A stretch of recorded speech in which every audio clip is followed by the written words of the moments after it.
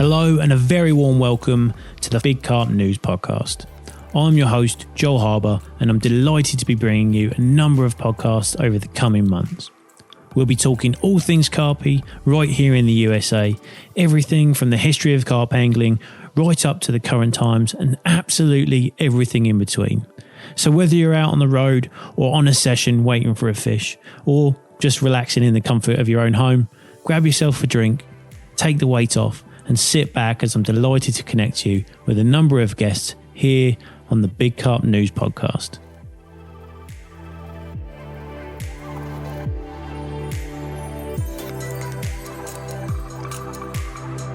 Today, I'm joined by an angler that is very well known here in the USA for his efforts and continued commitment to help put carp in a much brighter light. Over the years, he has had many memorable captures and as of late has made the move from the eastern side of the USA over and down to the coastal state of Florida. Often splitting his time between the amazing lakes of Europe and also offering his time as the current president of the Carp Anglers Group right here in the US. If you haven't guessed it by now, I'm delighted to offer the third episode of the Big Carp News Podcast and introduce to you Mr. Iain Sorrell.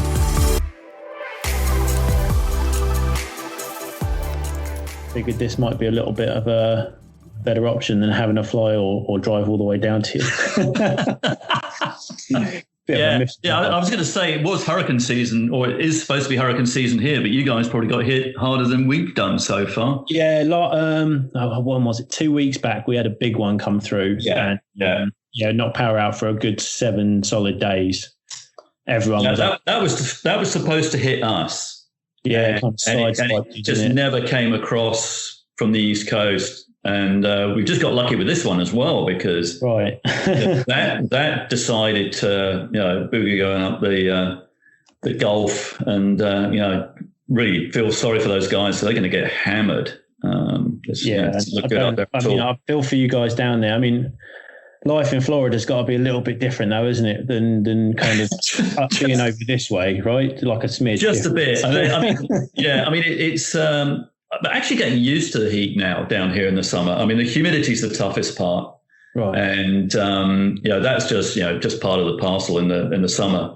And as I say, we hope we'd be bouncing backwards and forwards to Europe at this time, but no, we're stuck here. So it's been fine. You just get up. I go fishing first thing in the morning. That was my next question. Like, what is the fishing? I mean, I've been down there and done some shore fishing and surf fishing and stuff like that. But is that primarily what you're doing? What's the carp? Yeah. Well, there's no carp within about 8 hours of me. Oh, yeah, not good. Well, for some. Well, yeah, it's just different. So, I've always been a multi-species angler anyway. So, yeah, right. I'll pick up a carp rod as quickly as I pick up a fly rod or a spinning rod or whatever. Now are you right on the beach where you are, or are you? So you get along the beach here. You've got we're on the Gulf side, so you've got snook, and they're right. Literally within 2 or 3 feet of the beach. Oh, so you could fly fish for them if you wanted to. That kind of kind of thing. Yeah. Wow. Yeah, and you've got snapper, and you've got jack crevalle, and a few other species, redfish, ladyfish. And the fishing's slower at this time just because of it's so hot.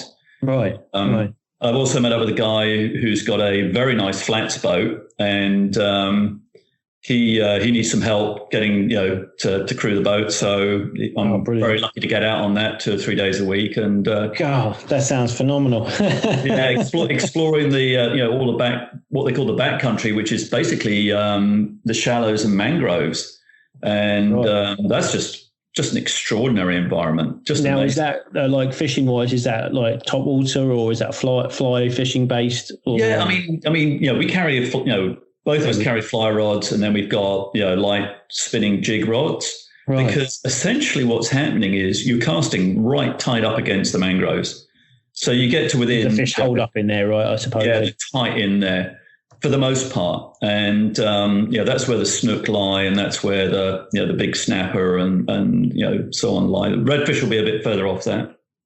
Jeez. So you're just making casts there and trying to find them. Some days you go out and you blank, and then other days you can have a couple of days ago we went out and we got some nice speckled trout and a couple of snook and a redfish. It was great fun. So, and you only go out for like 3 hours because it's by 10 o'clock you're toasted. You're roasting hot, aren't you? Yeah, I mean, there's no shade out there for that kind of thing, is there? No. You're on a boat that's in the open and it's full on sun, isn't it? Exactly.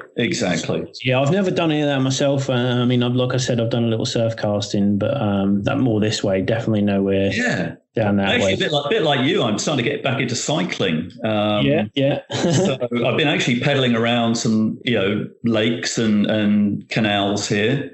And we've got, various species of gar. And I mean, I've been told there's a couple of places where there's actually peacock bass. Right. Okay. That's going to be, I really want to catch one of those. I mean, I've caught, big gar in Texas, but I've never caught some of these smaller ones. And I'd like to do that on a fly rod if I can. So. That sounds awesome. Yeah. I mean, with all those all the different species you've got so close to you, because, you've got pretty much, a huge selection of fish to kind of go for, haven't you, down there within close proximity? Yeah, I mean, look, I really miss my carp fishing. And, I was supposed to be heading back over to Parco, to Italy in next month. Right, is that together? That's off. I can't do it. Dean Brooks and I were going to do that. That would be my 4th year. That would be his 3rd there. Phenomenal fishery, isn't it, that one? I mean, obviously, big fish all round for that. I mean, it really is. I mean, you've got a 35-acre lake with probably 2,000 fish in it. I mean, it is mental, and big fish as well. Nothing's really small, is it? From what I've seen, everyone, the fish that do come out, the captures are quite special. They do stock it with smaller fish. Right. I mean, I've had fish as small as about 12, 15 pounds out of there, which is really weird. Yeah, right. Especially when you know your next fish could be 60, 70 pounds. It's mind blowing, isn't it? That one is mind blowing. But again, it's a different kind of fishing. And I first time I went over there, I thought, well, it'll be interesting to see how these fish fight. They haven't been, they've probably been caught so many times, all that stuff. These things absolutely put me right in terms of it was mind-boggling how hard these fish fought. I mean, because it's not like large water, is it? It's not like they're moving too much in there. Well, they're not. Yeah, it's interesting. The interesting thing there is that the fish will just move to where the anglers are not a lot of the time, right? And they, this is how crazy it is. I was just reading that. There's been guys going over there dumping massive amounts of bait in, massive amounts. I mean, we're talking 200 kilos of bait in a week. Oh my gosh! Which is actually, it really isn't productive. And one of the tricks I learned from a couple of people is, just spawn, and you can almost, throw 4 spawns out, and then you're just hovering over your rods waiting for a run. Because you're fishing most of the time in 20-foot plus water. So it's kind of like the dinner bell goes and the fish moves in. And then exactly. And they follow the bait down to the bottom, and then they'll feed on the bottom, and then they'll come back up and sit within about 6 to 12 feet of the surface. Jeez. I mean, we threw my deeper out and then started swimming around it, and you could see, the fish on the deeper just dive for the bottom every time the spawn hit the water. Moving in on the bait. Wow, that's insane, isn't it? Yeah. And it just crazy. But again, it's fishing with people like Frank Warwick and Henrik Hansen and some of these guys, Chris Thompson. Really, I mean, what a learning experience! Right. And just seeing those guys in operation is phenomenal. We met another guy out there, Sam Taylor, who'd fished the week before Dean and I last year. Again, absolutely extraordinary angler. And when everybody else is struggling, he's catching fish. And just one of those know how to read the water kind of. Yeah, and also just again, didn't overbait it, kept it trickling in and made the most of when the fish were feeding. That's the trick. I mean, the first year I was there, I discovered that I ended up in a swim that I had nobody had fished for probably 2 years, and I suddenly realized it was into a bay there where nobody was fishing down at the end of that bay, and I could see fish moving out in the morning and moving in the evening. And I just put bait in along the margin, literally just some hemp, some sweet corn, little bits and pieces like that. And fish a couple of grains of, imitation, enterprise bait over the top on a 1 ounce lead, literally, I don't know, 20 feet from the bank. and literally there was a 2-hour window in the morning and a 2-hour window in the evening when I would catch fish. And the rest of it was just downtime, nothing happening at all. Exactly. Yeah. Yeah. Wow. But I was catching. And, when you catch, 30, 40, I think the biggest I had out of there was about 48 on that trip, in that swim. Even fish of that size is phenomenal, though, isn't it? Yeah, I mean, yeah. And I lost a fish, a big common that we never got within 5 foot of the surface. We could see it. I had this fish on for 20 minutes and I'd get it close to the bank and then it would just literally rip. I've never had fish do this. Another surge. 50 or 60 yards of line at a time. They're just full of muscle, aren't they, in there? It's kind of... They've got these huge tails and they just, man, I mean, it's crazy stuff. So fantastic. Yeah, I'll have to go over there at some point once everything. Oh, yeah, you should. And it's not that expensive. I mean, the biggest thing is obviously the travel. But once you get there, it's like they charge, I think I looked at it, they did do like packages, right? Or something like that, I think. What's that? I think they do like package deals or something like that. So you can rent all the tackle. You take your alarms, your reels, you can get bait shipped out there pretty easily. Right. But actually what you do is they have bags of trout pellet in different sizes, which you can buy. And then you can buy buckets of particles if you want the particles. And that's basically all you need. It seems really simple, kind of like out here, very simple fishing, but just bigger fish. Yeah, I was surprised. I mean, I was expecting to see some kind of, overwhelming, UK carp scene, with all the special rigs and all this stuff. Down and dirty, nice and basic, nice and simple. Yeah. Steve Briggs was out there the first year I was there. Unfortunately, he had to go home because somebody passed in his family. But again, really, straightforward techniques that work, and just make it work. So very, very, very interesting. Fishing like that. It's kind of, like I said, it's kind of like, sounds like it's very similar to being here with the simplicity of everything. You don't have to overthink it, overcomplicate it. You can just kind of, very simple tactics do the job. Exactly. And I think that's a very good point because I've seen that happen over here where, I think because we import all the ideas so much from Europe, we can get hung up on that. Yeah. Again, a simple method or a pack or something like that is really very, very effective. And for me, it's always been about the baiting strategies over here. Yeah, you think get that right, get the fish, in the swim and feeding. You're pretty much home and dry. It's game on at that point, isn't it? Yeah. Now, one thing I do also, thanks for joining me as well, by the way, and taking time out to join us on the third episode of the Big Carp News podcast. I really appreciate you taking the time out to do that. Oh, it's a huge pleasure, and to follow in the footsteps of Mike Dragone and Nigel Griffin. I mean, you've got two of the kind of the best guys I've come across in the carp scene in North America. I mean, meeting Nigel in the very early days, I think probably about 1995, was just amazing. It was. He's got some hilarious stories, but obviously some very historical ones as well, which kind of instrumental to how things kind of trickled on from where it all began to now and such here in the US. So it's really cool to have been able to kind of chat with him on certain things like that. So again, appreciate you taking the time out to do this with us. So one thing I do like to ask everyone is how your angling journey started. Essentially, obviously you're from England originally, so I assume it all kind of kicked off over there for you. Yeah, I mean, for me it was I think in an effort to keep me busy one day, my mother took me down to the Grand Union Canal.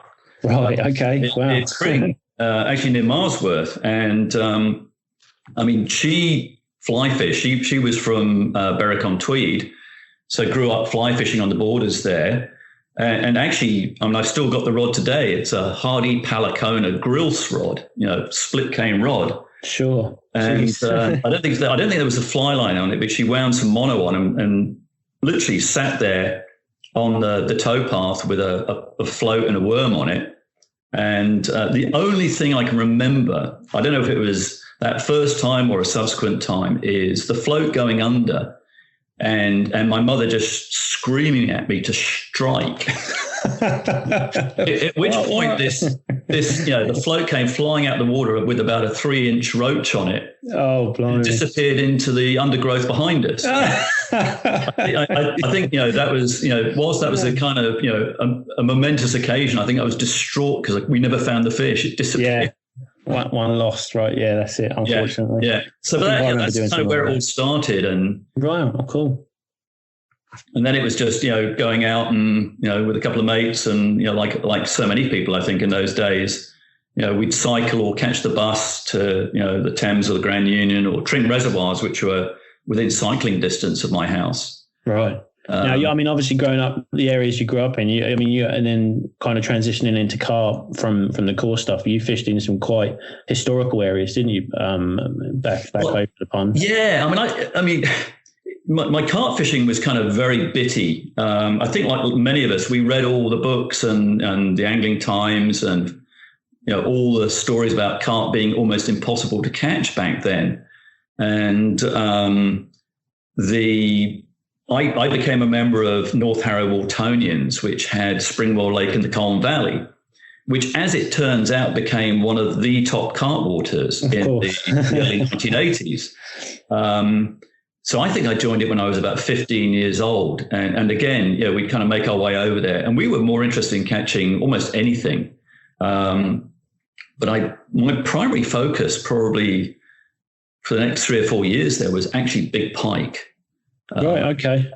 It was loaded with some very, very good sized pike. I mean, sure. I think the biggest out of there was 26, 27, okay. But we would catch numerous, 18, 19, 20, 21 pound pike out of there.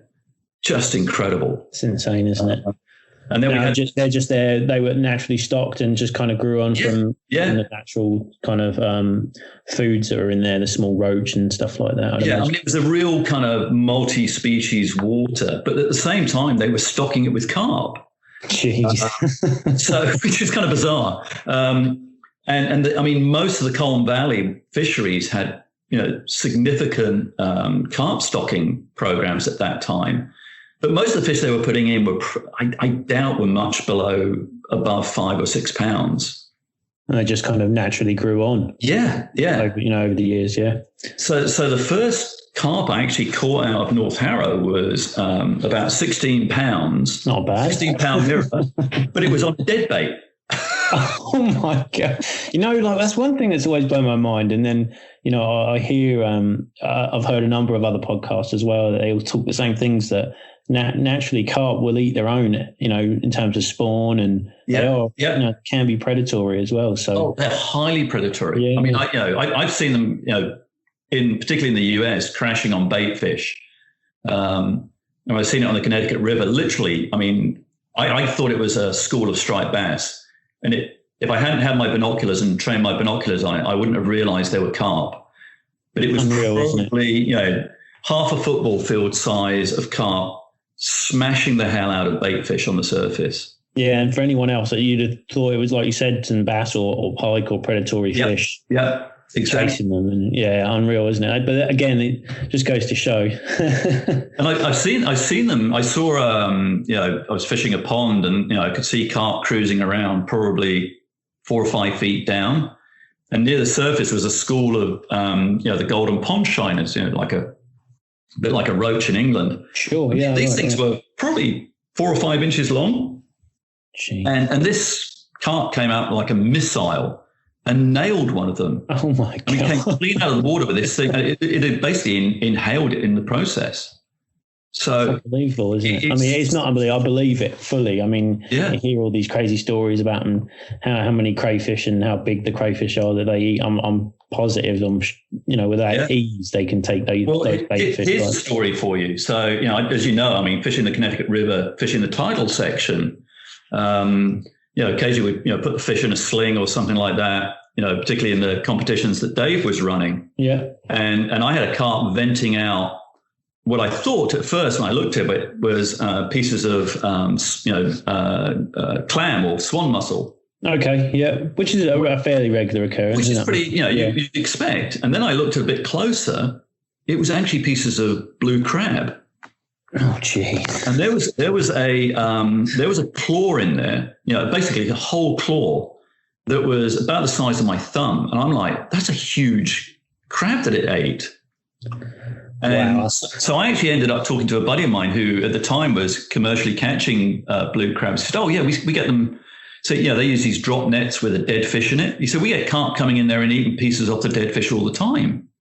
Wow. And then he phoned me, just, really excitedly told me about this carp of about, 15 pounds, something like that, moved in. And one of the blue crabs that was feeding on the fish kind of went into its defensive mode, they push themselves up on their front claw, legs. That's right. They force around.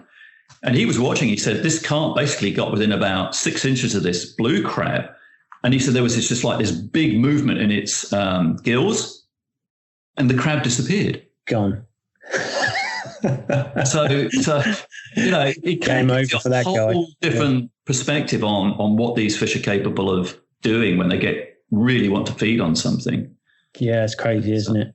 Yeah. Now, so going back to your start of your angling journey, you transitioned over into, from the pike predatory stuff into the carp, and then how did you transition to the US and well, so there's two stories there. So very quickly, I ended up at a party that a friend of ours was hosting, and he was a fisherman, and they were having a housewarming party, and he introduced me to a good friend of his who happened to be a guy called Mike Wilson. And Mike's well known for the baiting pyramid and his carp catches from Save back in the days before the hair rig, before boilies, all this stuff. Yeah, just side hooked corn and meat. Yeah. And so I got talking to Mike. I think at some point my girlfriend at the time got bored, with the conversation and left. Oh, jeez.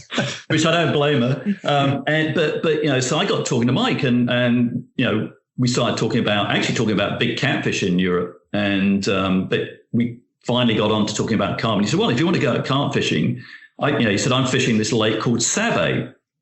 And if you want to come fish it, let me know. So back then, Save was run by an angling club. This is, a couple of years before the syndicate took over. Sure. And Ruislip Angling Club had the rights, but they weren't over happy with people wanting to come carp fish it. They were more a family member match fishing kind of deal. Right. So I had to spend a year's apprenticeship going on these damn coach trips to go match fishing on the Thames before I could, really declare myself. No. Yeah, you had a year probationary period. Right. So the year I actually got to really start fishing I think it was the end of 79. And then, I didn't carp fish in the winter. You just didn't think about it too much then. Of course, yeah. So my real season started 1980 on Save. And that's when the syndicate started. So we were restricted primarily. We could fish anywhere, but most of the carp angling members from Ruislip fished the island. And so, it was a really interesting experience because, on the opposite bank, you had people like Rod Hutchinson, John Baker, Andy Little, Lenny Middleton, it was, you could see, you could tell how competitive and secretive it was. It was just... Yeah, it was super secret squirrel, wasn't it, back then? Yeah. And it was like, end of 1979 that, Mike came running down the bank, dangling this hook with a bait suspended below. And like, what the hell have you got there? And, that was the first introduction to hair rig. So, it really was quite the experience. And, I'd actually make up boilies on the bank. Because I come across this, actually a couple of years beforehand, I come across this shrimp paste called Belacan. And Mike and I had been using it for chub and stuff like that. And we started making, these straightforward semolina boilies, but the smell was so awful. I couldn't cook them. I couldn't do them at home. So I'd do them on the bank in a little pot, and I'd make up about 20 baits and throw a few out. And so it was really talk about basic. It was, but we caught fish, and it was a lot of fun. So, and then after that, actually, I stopped carp fishing or stopped fishing for a while. I actually got into windsurfing and sailing and some motorsports and stuff like that, and ended up my wife getting a job offer to come work in the States in Connecticut. Wow. Okay. And that was 1994. So that was kind of drag all the tackle out of the cupboard and bring it over. And did you? I mean, at that time, did you know that were the opportunities for carp fishing in the US, or was it just kind of absolutely not? Right. I mean, it was we had literally 3 months to pack up the house, find schools over here, all that stuff, because our kids were like 1 and 3, and travel over. And what actually happened is I couldn't work for the first 6 months until I got a visa. That's correct. Yes, it's a lot of work, isn't it, at that point? Yeah. So I'm wandering around Connecticut looking at stuff, and I come across a guy sitting on the Connecticut River with a green brolly, and I'm like, jeez, that looks weird. So and it was Nigel Griffin. Fancy that. It was kind of funny, and then got to meet all the other guys, and the early CAG days with all So it was really refreshing to get back into not only carp fishing but all the other fishing that Connecticut offers, and it was a lot of fun. It was a lot of fun. What a transition, though, huh? I mean, it's quite a bit of difference, isn't there? For those anglers that aren't aware of what the US is like and what it offers in terms of fishing in general, but carp fishing, it's quite a big difference from UK to here, isn't it? Yeah, I think the biggest difference for me is, I mean, like, as you know, in the UK, everything's controlled. Yes. If it's you either have to pay to get on the water for a day's fishing on a day ticket water, or you have to be a member of a club or a syndicate to have access to the really, really good fisheries. They tend to have limited memberships. I mean, there's lots and lots of waters over there with some fantastic fish. But, when you come here and literally, I mean, we just didn't know where the fish were. Yeah, there's a lot of work, isn't it? It's a lot of work involved. I mean, there was, people like, sadly, our late Franz Slazinski passed away this year, and Nigel and Quid and those guys, and Steve, and we'd go up and fish up in Agawam on the Connecticut River there. Yeah. There was a section of water you could get to right along the, literally you could park your car right on the roadside there. Be fishing, and there was some cracking fish in there. Not huge. I mean, 20-pound fish was an exception, but you could normally go up there and get 4 or 5 fish, quite easily. And some days you'd have, those banner days where it was just non-stop catching. And then we started, kind of looking further afield and finding it. I found a few waters around where I lived that had fish, and really, I mean, it was quite amazing to do that kind of wandering around. I mean, there was a place I was told that had carp, and I went down there, I think 5 or 6 weekends in a row, never saw a fish. And literally, I mean, I go down first thing in the morning, I go back in the evening, because that's when you can normally expect to see them. And I was literally about to give up. And as I'm walking out one day, there was a guy walking his dog, and we were chatting, and I said, "Oh, do you know anything about the fishing here?" And he actually turned around and said, "Oh, there's some huge carp in here." Oh, geez. And I'm like, so you do normally hold your hand about 12 inches apart, and go, so like that size. And he went, "No, about this size." I'm like, "Well, that's about 35, 40 inches." And I said, how big are those? Do you think they are? And he said, well, about 40 pounds. And I'm like, wait, how do you know they're 40 pounds? He said, I weighed one. Well, it turned out his dad used to bow hunt. Right. And they had one literally mounted above their fireplace. So I thought, well, hopefully he hasn't killed them all. And, it turned out to be one of the most extraordinary fisheries I've ever set up on. And, I think 70% of the fish I caught were over 20 pounds. I mean, just the numbers were mind-boggling, absolutely mind-boggling. It's like that. I think there's the same for a lot of waters, I think, across the US that just are untouched, that no one really has even started to scratch the surface on, Yeah, exactly. It's crazy, isn't it? we thought there might be some nice fish in there. And, I started literally using Mike Wilson's baiting pyramid, started putting, bait in over a long period of time. Right. Because the access in like in a lot of waters is limited in many cases. So it was a question of bringing the fish to me rather than trying to get to the fish in a lot of cases. And I think there was Steve Clow, myself, and this guy Chris, and we were set up fishing within 20 feet of each other. My rod went off first, and that was my first US 30, just over 30 pounds. And as I'm landing that, Steve's rod went off. Jeez. He's playing a fish that turned out to be, actually, no, it's Chris's rod went off first. He had one, and that was 32 or 33. And then Steve's went off, and it was 36. So within 20 minutes, we had 3 fish over 30 pounds on the bank. And this was 1996 or 7. Yeah, it's just unreal, isn't it? I mean, it was. I mean, nobody had seen fish like that caught like that. I mean, it's commonplace now, but for us, it was. We were blown away. You don't. I mean, for something like that you don't expect, and then all of a sudden, they just show up out of nowhere. Yeah. It really throws you off, doesn't it? And it makes you wonder what else is out there as well. I think so. And I got to fish plenty of other places over the years, whether it's on the St. Lawrence and places like that. But it's. Sometimes it's those places that are literally on your doorstep that Battersea Park, as many people know, was 15 minutes from where I live in Connecticut. And I studiously avoided fishing that for 15 years. even though Connecticut DEP listed it as one of the few places that actually had carp in. Right. And it was we were supposed to be having a fish in somewhere, and I think the river came up so high we couldn't fish it. So I said, well, let's go fish Battersea. And it was absolutely last minute stuff.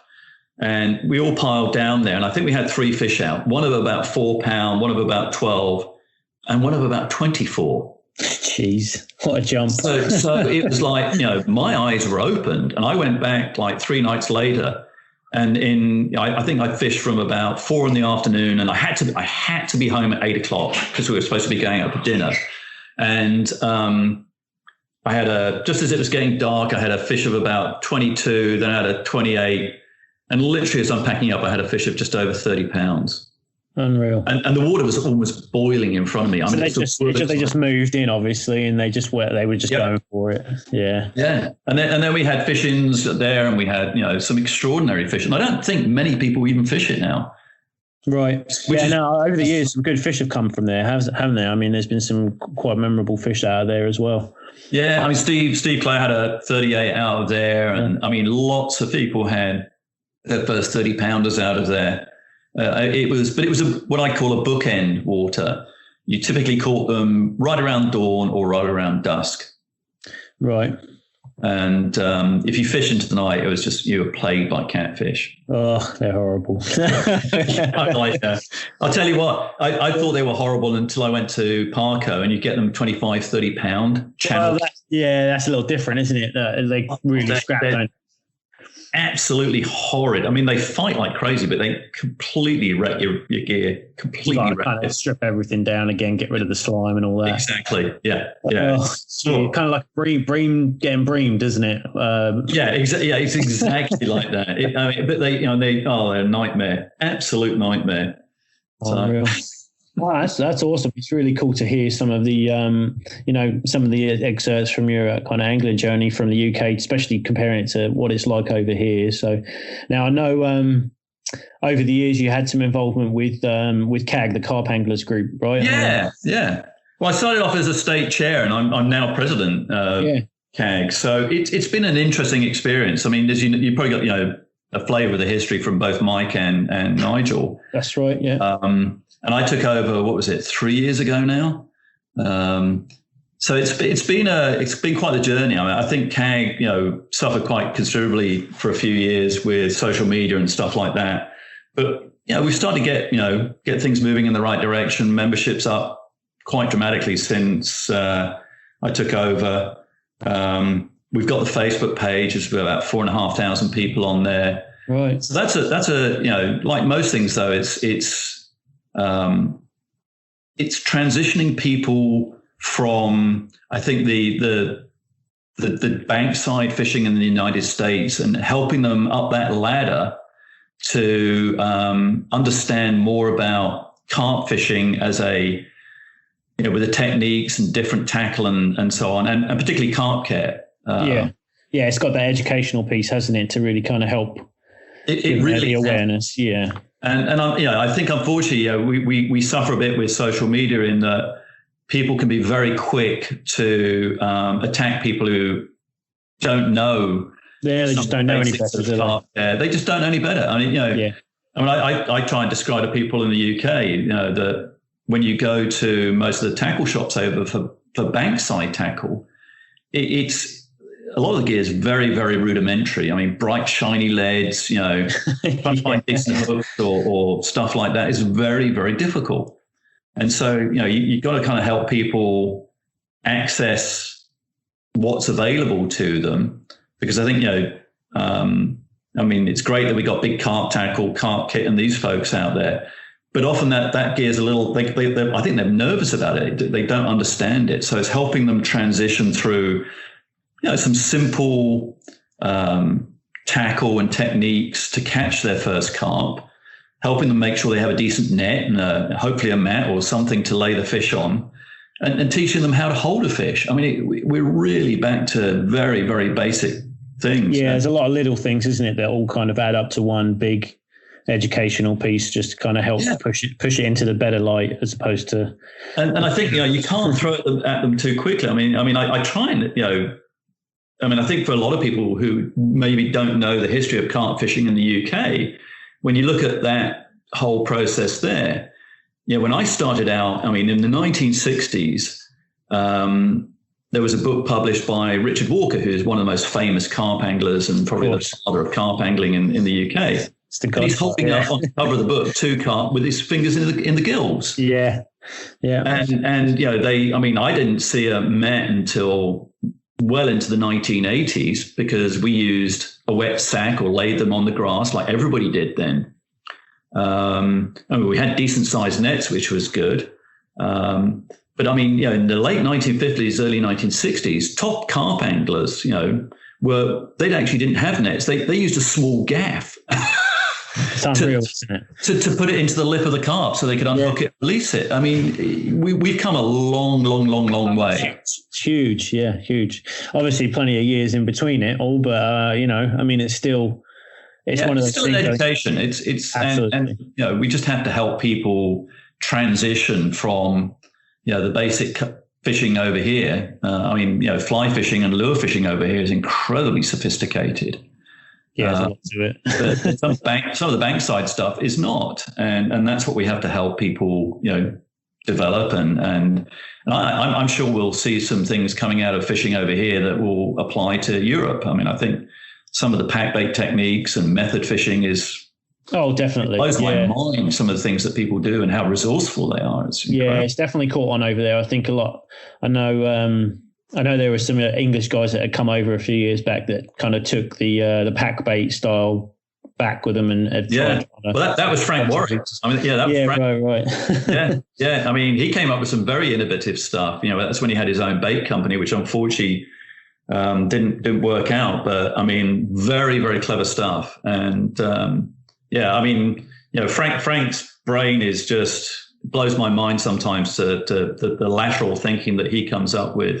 Some of the rigs and stuff that he developed, it's fantastic. Hopefully at some point we will might be able to touch base with Frank and. You might have to have the beep out, but keeping Frank on track is sometimes interesting. But no, it's. I could spend hours talking to him, and it's one of those people who's just extraordinary in terms of their depth and knowledge. Yeah, it's definitely got some good insights as to a lot of stuff, especially the technical side of it as well. So. Yeah, absolutely, absolutely. Obviously, with CAG going on and everything, and the progression of that, and it's obviously still growing. You when you were here on the eastern area of the US, you kind of had a big hands-on with like DC, DP, with kind of creating some trophy waters, right, and catch and release kind of limits. And that I think is something I'd love to see repeated in other parts of the United States. And we got very lucky because. David Moore with his carp tournaments on the Connecticut River really helped to sort of, I think, highlight some of the things that were going on carp fishing wise, and get DP interested. I was doing talks at local tackle shops. We had the fish-ins, and we invited some of the DP guys to come down to those. Nigel Griffin introduced us to one of their fishery biologists who, we caught him his first carp, and then he came and joined one of the fish-ins at Batterson and I think he got a 26 pounder. It was like, his first fish was like 10 or 12 and his next one was 26. So we had it took us probably 8 or 9 years. This is how long it sometimes takes to really get these guys on board. And I think that once they understood how many people were involved in carp fishing in Connecticut, they really bought into it. And we got a lot of the state representatives and the DEP commissioner involved. So eventually, they agreed to introduce creel limits for carp. So statewide in Connecticut, you're only allowed to take a maximum of 5 fish with one over 30 inches. And now that might not sound like a lot, but it's huge in terms of limiting the potential detriment to big carp. Yeah, absolutely. And we were then able to, create some selective trophy carp waters where you're only allowed to take 1 fish and it has to be under 26 inches. So again, absolute protection for these, wonderful big fish that, as I'm finding out through some research over here, these big fish that might be older than we even imagined. I thought, 20-pound carp might be, 10, 12 years old like they are in Europe. Yeah. you may be looking at fish in the, 25 to 30-pound range that could be older than that. They may be closer to 20 years. Yeah, isn't it? So losing a big trophy fish like that is a massive blow to catch and release carp fishing. And, unfortunately, the bow fishermen were kind of coming back with a vengeance when they found this all out. So it's not over yet, but of course not. I think it's one of those things that over the years, I think it's going to be a kind of back and forth battle, isn't it? Exactly. And I think David Moore and I have discussed. If they want to have their own waters and we'll have ours, that's kind of fine, because we can then protect the trophy carp in the catch and release waters, and they can annihilate everything until it's all dead. And put it in perspective. Through all of the discussions that happened, we came across one of these guys boasting on a bow hunting forum that in the spawn they'll kill 50 to 80 fish a night. Yeah, it's just crazy. Which is, I thought, 5, 10 maybe, but that's just outrageous. And we know what happens to these fish. They just get dumped in the water. Sadly, yeah. They're it's and they're all big fish as well. That's the thing. And that's the thing. It kind of like you said, there's no way to really get around it. The bigger fish are the ones that generally are going to get knocked out, aren't they? Because they're the easiest to see and find, and the smaller ones just kind of get away with it. And the other thing that I've doing a lot of background research. Minnesota is very anti-carp, whether they're the big heads, silver or grass carp. I mean, they had a major program, heavily funded program to eliminate carp from key waters. But at the same time, there's also some fascinating research that's come out of the work they've done. And, one of the things that for instance, in Connecticut, because of the nature of the waters and the way the carp spawn, predatory species like sunfish and perch, basically there's very, very, very few carp escape those spawning grounds. Right, because they're being wiped out by these other fish, obviously. Absolutely, yeah. Absolutely. So in fact, what happens in a lot of waters in the US where they're like that, you actually get years where there's almost very, very few carp make it to adulthood. So we have years in Connecticut and other states where you may only see a major successful spawning event once every 5 to 8 years, which makes it even more dramatic as to how critical it is to protect these trophy carp. But you go to other areas where they have what they call anoxic spawning marshes, where the predatory fish cannot survive, and the carp basically explode. I mean, they get to 6-7 inches over a period of 2 years. So when they enter the main rivers or lake systems, there's almost nothing that can touch them. So that's why you have some areas where they have a lot of small fish, and other areas like we have in Connecticut, Massachusetts, Rhode Island, and New York perhaps, where you don't see many small fish overall. It's mostly, you only have those year classes where you get those particularly large fish. Yeah, because the others obviously been kind of knocked off the chain, and the bigger have just survived. And it's one of those things that now now you're fitting pieces of the jigsaw together.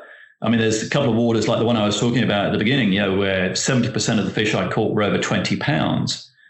To catch a fish below 10 pounds, I think I'd have 1 or 2 a year, which kind of fitted in with that whole understanding of year classes, that there were very, very, very few fish that actually survived the spawn to make it into adulthood. Which, again, looking back and, my fishing diary is kind of like, oh, okay, yeah, we never caught fish that small. I wonder why. And then you'd have a year where there was a year, I think 4 years ago, where one of the reservoirs in Connecticut down near Middletown, it exploded with 1 and 2 pound commons. Yeah, I mean, you could go down there with a float rod and catch these fish all day long, 1 and 2 pounders, which was great fun. But it was like, wow, why did we suddenly get fish this size? Where did they come from? Never seen. Yeah, fascinating stuff. So it was similar talking with Nigel on our last episode, and Mike kind of briefly as well, where we've got the opposite side of it, where like fish have kind of just vanished almost in certain waters. Yeah.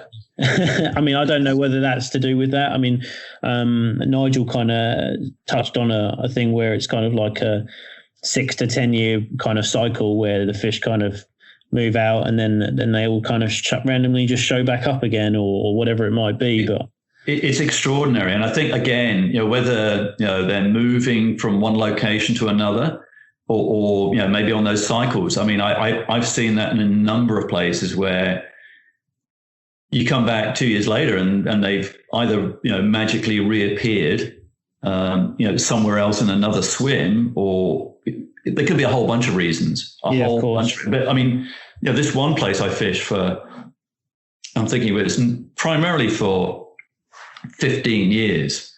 I baited up 3 swims on this water, and I rotate them so they didn't get overfished. Yeah. But it was almost like clockwork. I mean, because of family pressures and work pressures, I was only fishing, 4 to 6 hour sessions mostly. So I'd get there just after work, but I'd always bait up at that same time. But I could turn up between, fish for those, 4 to 6 hours and end up with, 1 or 2 fish or as many as 10 or 12 fish. And all good sized fish. Yeah, it's fantastic, isn't it? Absolutely. In the days when we only had 2 rods in Connecticut and we managed to get a third, with the work with Kank and other people, I'd only fish 2 rods back then, but I'd always have a third set up, baited, ready to go. And as I had one fish in the net, I cast that back. The other one's dying out. Yeah, that's it. And, you'd end up, I've had, 2 fish over 30 in the net at one time. And, it's just mad, completely mad. Yeah, so I think when they're on like that, you've got to maximise that potential, haven't you? Kind of the opportunity that's there. Because I think, the main difference between here and the UK, for instance, on the waters over there is that the carp are much more, they move about a lot more. So, whatever, they can't rely on anglers' bait. So they're moving from one place to another, feeding on whatever, is in season. And we're a stop along the way for the most part. So, we're effectively, setting out, ground bait or chum almost as an ambush, and sometimes you can hold them for longer periods of time, but for the most part, they move through, and they definitely move in similar size fish shoals. So you might get 2 or 3 fish around in the teens, and then you might get a 20 or 3, and then you might get a couple of big fish. So being ready to be on it is absolutely critical, because that's it's key, isn't it? Opportunities, yeah. Yeah. Now, I mean, talking, I know you kind of mentioned about like the European waters like Parco and some of the English waters where tactics are very simple, like UK tactics versus US tactics. It's very simple fishing out here, obviously. Like, do you think we need all the crazy, rigs and pop-ups and stuff like that? Or it's just one of those things we just enjoy to use it because it's. I think that's right. We enjoy using it. I think we enjoy making things difficult for ourselves. And over the years, it's been really interesting because over the years, I've kind of gone from. I'm a tackle junkie. I have to admit it. There you go. I've said it now. Yeah, I think at some point or other we all are. So many different things. I love trying out all the most latest rigs and playing around with them. But in the end, I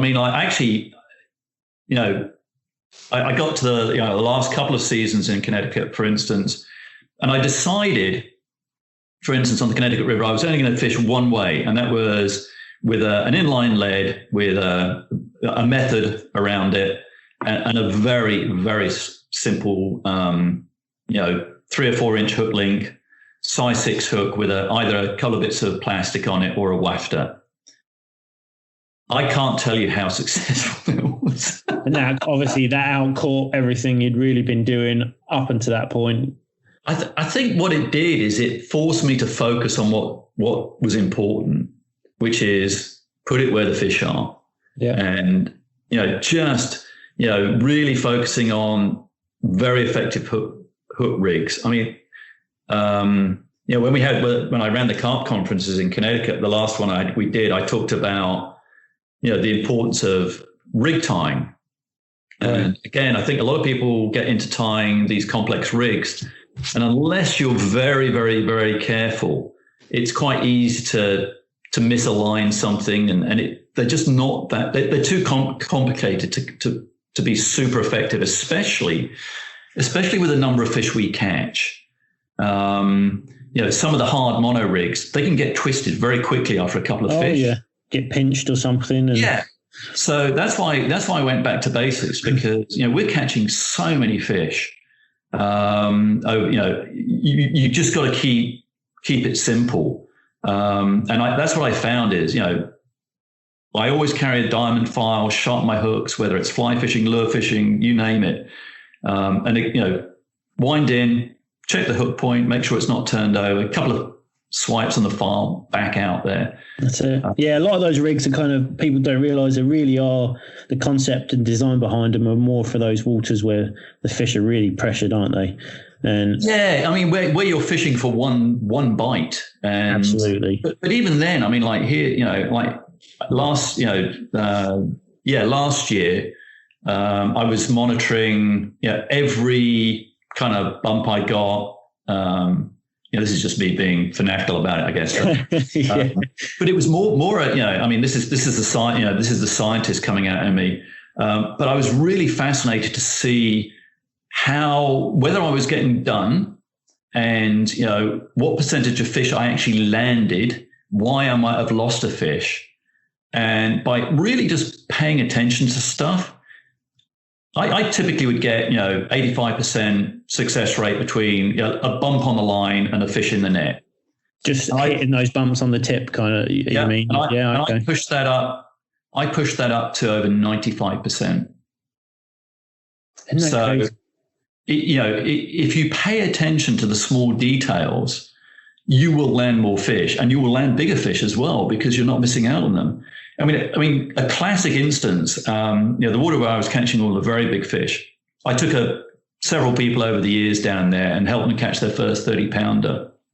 And I took this guy down there, and I had the baited area, put him on the side I thought the fish would move in from, and I was on the other side, so he should have had the first opportunity.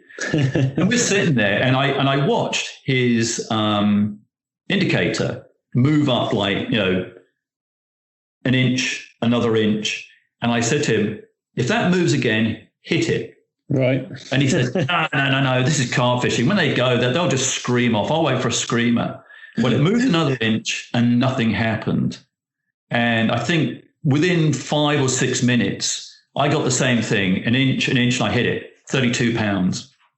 Unreal. And I said, look, we all get the screaming runs, and these fish, they're not pressured. No way are they pressured, but yeah, that's it. Sometimes they can be, just the way they feed and pick up stuff. They can sit there. I mean, Frank Warwick showed me his tricks using heavier leads. 5 ounce. The reason he uses 5 ounce leads is because anything below that, they can shake that hook out. That's it, and the weight of it, obviously helps set the hook for you.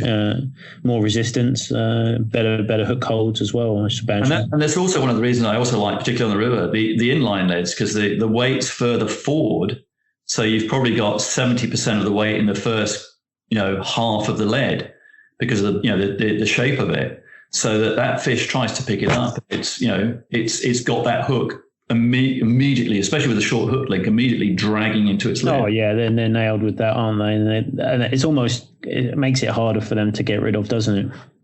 Yeah. I mean, I think that's part of the trick. And when you see how hard, some of the fish in Parco, you knew when you had a big common, because the head shaking that they did was insane. I mean, it was like somebody just like slamming the rod tip down in the middle of a fight. It was mind-boggling. And then you get them towards the net and you just see them, and they do this head shake where their head was probably moving 2 feet from side to side. And you'd see occasionally that hook just fly out. Without a lead, it would just fly out. The violence was so much that if there was a boilie on it, it would throw the whole thing out. Oh my gosh. And because the water was so clear there, it was like it was a real learning experience just to how they do it. I think it's great having places like that. You can learn from, like you said, a learning experience, and kind of bring it back with you and apply what you see through the water and apply it into waters that you're not obviously can't really see what's going on when you're playing those fish. And it's amazing, absolutely amazing. And that's why I say, I think sometimes being very focused on some detail without having complex rigs or complex gear, you can really maximize your opportunities. Strategic baiting ideas, like whether it's the baiting pyramid or something like that. A lot of people are focused on fishing boilies over here, but I say to people, go out on get on Kindle, Rod Hutchinson's The Carp Strikes Back. Yeah, because I think that absolutely describes some of the current fishing scene over here. I think it does, quite well. Yeah, it was written through the 70s and 80s, and his focus on particle fishing. I love fishing particles. When you can go and spend a small fortune buying 100 pounds of bait here, boilies. Oh yeah, you can get 4 sacks of corn for 25, for next to nothing. Oh yeah, and it works too. Obviously both aspects of it work. The boilie with the higher nutritional values, versus the corn. They both do work, don't they? We've seen the results, and we know that. And not just that, but if you look at some of the other particles, whether it's maple peas that you can get over here as well, they've actually got a very high nutritional content. So I think we often get kind of stuck in looking in a particular route that when we go back to, basics and just, good old tin of sweet corn is highly effective. But isn't it just? Yeah. The days of, wandering around a lake with a handful of sweet corn and just throwing it in a few places and coming back half an hour and seeing if there's fish feeding there, it's amazing. And, to have those opportunities like we do is spectacular. I actually did that on a UK water a few years ago. I mean, a highly pressured day ticket fishery. There's about 8 lakes on this one down in Sussex that mate and I went to. And we were walking around, and it was like we were back, in our late teens, walking around the lake just looking for fish. And everybody else is out fishing the islands in the middle and all that stuff. And we just had some bread and sweet corn. That's all you need sometimes, isn't it? Yeah, just and the fish were almost literally under people's feet. It was amazing. It's like that here a lot of the time, isn't it? Obviously, a lot of most of the big, especially, I mean, we fish a lot of the tidal rivers here as well, but the fish don't really do too much in those currents, and they don't like feeding in it, so they move into those marginal areas, don't they? So a lot of times pick up the fish in the closer, shallower spots. Exactly. I mean, there's waters where you can get a lot of bankside activity during the daytime.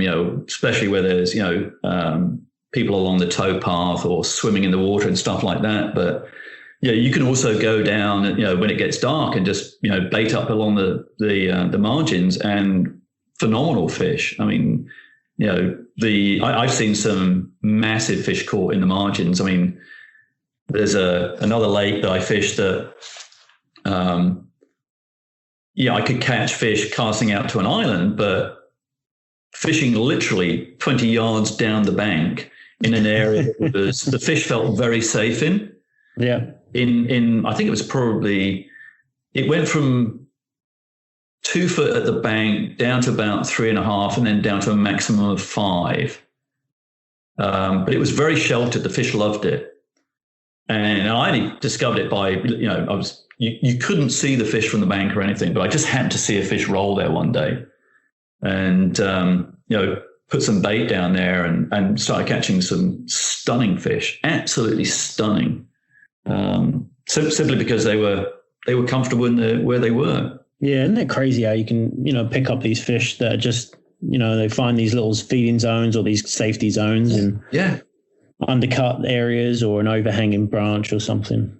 And that's, I mean, that's what I think is so magical about carp fishing. I mean, I've got to fly fish, all over the world and lure fish and do all those things. But when it comes back to carp fishing, it's just magical. I mean, you've got all the wonderful gear and technical side of it. But, sometimes it's just getting back down to basics and stalking them or figuring out where they are. It's,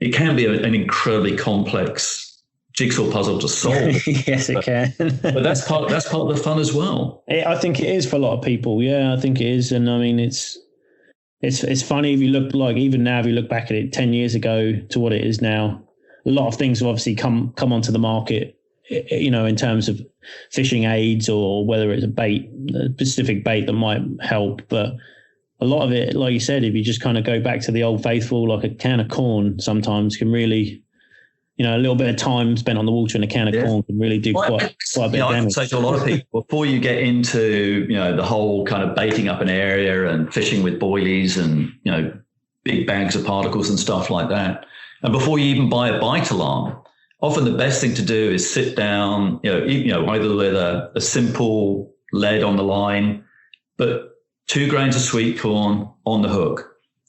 Because I think that kind of apprenticeship, if you like, learning how to read what's happening on the rod tip and imagine what's going on down at the baited hook, being able to kind of catch a carp that way gives you a better appreciation for where we've come to with places like the hair rig and all the wonderful gear that we have. Oh, absolutely. Yeah, absolutely. And I mean, I love going up on, one of the small on the Blackstone River. There's a wonderful area up there, and absolutely, I mean, I could catch carp all day on a hair rig up there, but a couple of grains of sweet corn on the hook on a feeder rod or something like that is, it's a blast. Yeah, you can't really beat that kind of thing, can you? Well, you've actually got to be, you can't put your rod down. You've got to sit there with it in your lap and Oh, that's it. Next thing you know, it's gone. It's going. That's right. I mean, you come home starving because you've never got a sandwich anywhere near your mouth because every time you do it, the rod goes off. That's fun. Oh, that's brilliant. Yeah, that's good stuff. Now, I mean, so specifically, here in the US, a progression of carp angling. How do you see it going? You think it's going to continue to keep kind of trundling along, or do you think it's going to be a surge? Well, I think it's definitely trundling along, and I think we've seen. I'm trying to think now, but we always talked about how big it could grow. Right. I mean, one of the things is, like North America, we've got more lakes and water than probably the whole of Europe.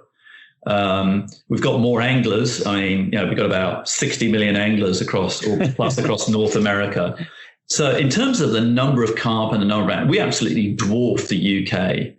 And most people don't realize, but I think the European carp scene's been valued at somewhere around about $5 or $6 billion. So, if it took off over here, we could absolutely dwarf that market. But it's a long road ahead because we don't have the same appreciation of carp from, if you like, the state fisheries bodies that, sadly, Connecticut and Texas and a couple of others may be the only ones that really get it. But it's happening, and I think one of the great things with social media is it's helped bring that to people's attention.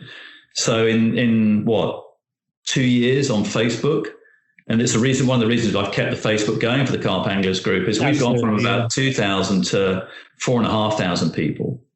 Isn't it crazy? Like, I mean, it is definitely one of those social media or any kind of social media, whether it be, a lot of people obviously use different platforms, Instagram and whatnot, Facebook. Yeah. But it's just amazing. Like one person could see something that they may never have seen before in terms of carp angling, and that could just trigger a whole domino effect for them. Exactly. And and that, I mean, it brings with it all sorts of issues as well, because we've seen whether it's, on our Facebook page or other organizations' Facebook pages or sites, bow fishermen trying to get in. And we've really beefed up our process through our moderators to stop that happening, which I'm pretty pleased that I think it's been effective.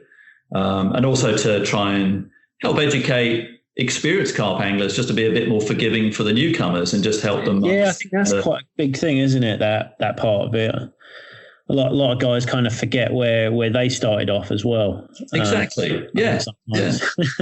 And look, we all want to see the best outcomes for the fish, but I think by the more people we can encourage and educate and get involved, the more likely we are to put pressure on bow fishing and get more credibility amongst state fishery groups to be more thoughtful and protective, especially towards big carp, trophy-sized carp.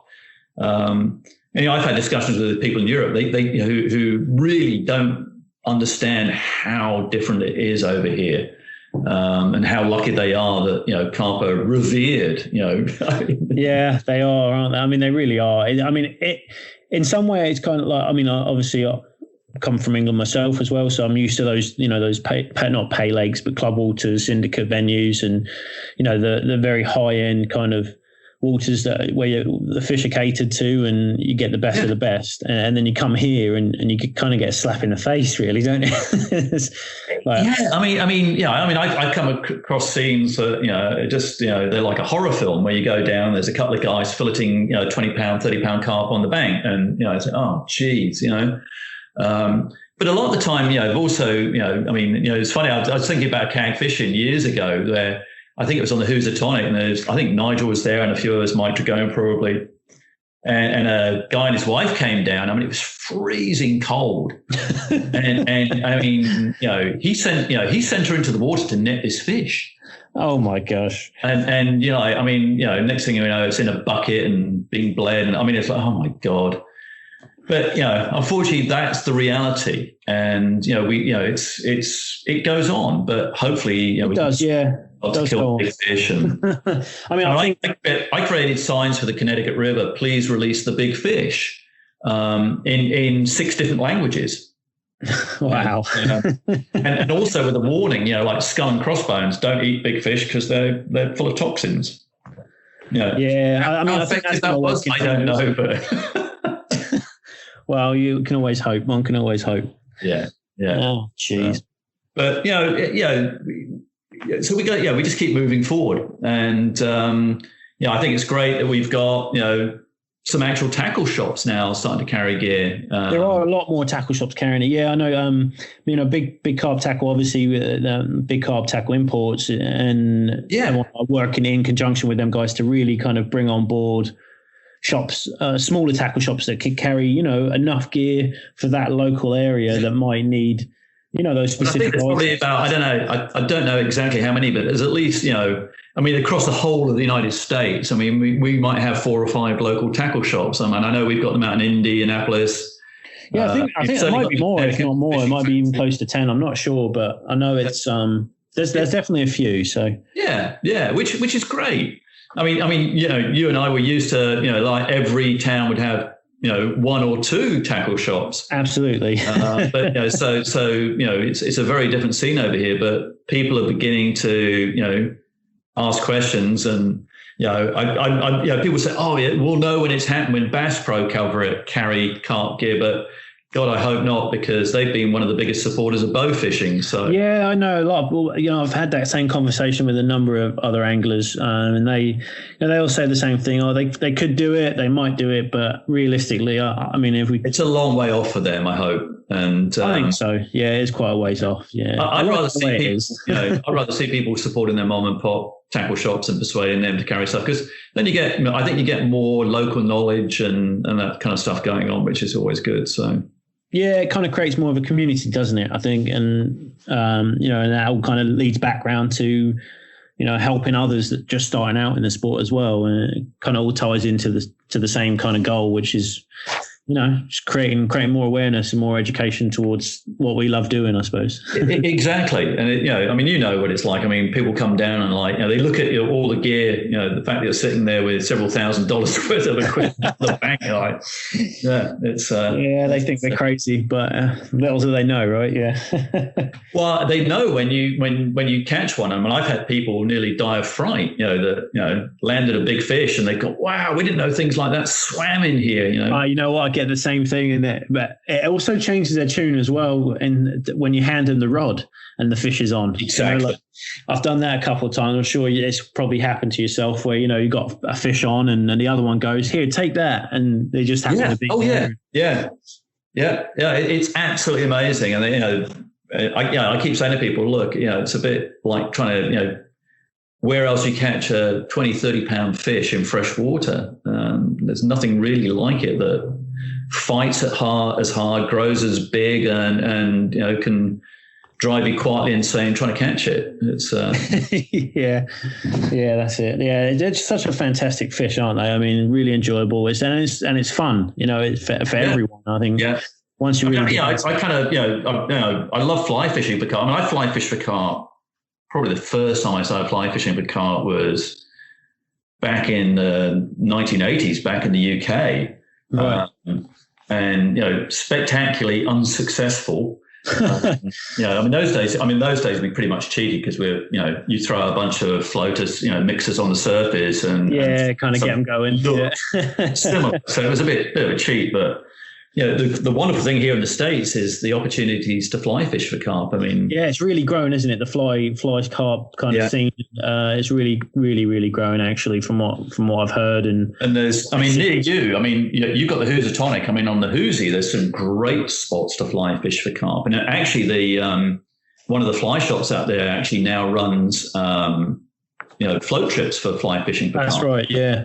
And there's a couple of places there. The first time I caught one on the Hoosie, I had no idea. I was catching smallmouth bass in the summer, and I saw a carp, and I actually completely misread how big it was. And so I kind of put on a woolly bugger and threw it out there, and the damn thing ate it. Yeah, there it goes. And I'm fishing, I think I had a 4-weight with me, and this thing just scorched up the river for about 100 yards, and I'm running up the bank trying to catch it.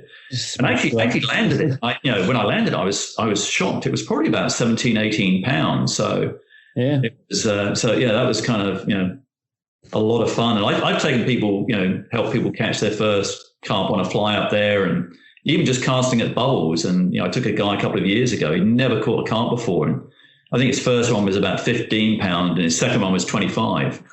Yeah, that'd give you a good run for your money, won't it? I mean, thank goodness he caught a lot of striped bass and stuff on a fly rod. But, it was to see his face. I mean, he was blown away. I mean, he was just delighted. So, it's priceless. It's brilliant stuff. It's good fun. But it kind of goes hand in hand with what we love doing as well, the carp fishing. So it's exactly. Yeah. All right, buddy. Well, I'll wrap up. All right, mate. Thanks ever so much. Really appreciate you taking the time out to join us. You're very welcome. Enjoy the weather down there. If it's in between the thunderstorms, as I say, get out first thing in the morning, do a bit of fishing, and then if I'm and then in the evenings I'll go out and do a bit of pedaling. So love it. All right. Well, take care. Stay safe down there, and thanks ever so much again, Ian. Really appreciate it. Joel. Take care, mate. Take care. Bye for now. Yeah. Bye. For more upcoming episodes of the Big Carp News podcast, written articles, product reviews, and much, much more, be sure to check out the Big Carp News website over at www.bigcarpnews.com. And also, as always, don't forget to check out Big Carp Tackle for all your carp tackle needs right here in the USA. Big thanks to Iain Sorrell for taking the time out to join us on this episode and sharing with us some of his past and current angling moments. As always, thank you for your support. Stay safe out there, and we'll catch you on the next episode of the Big Carp News podcast.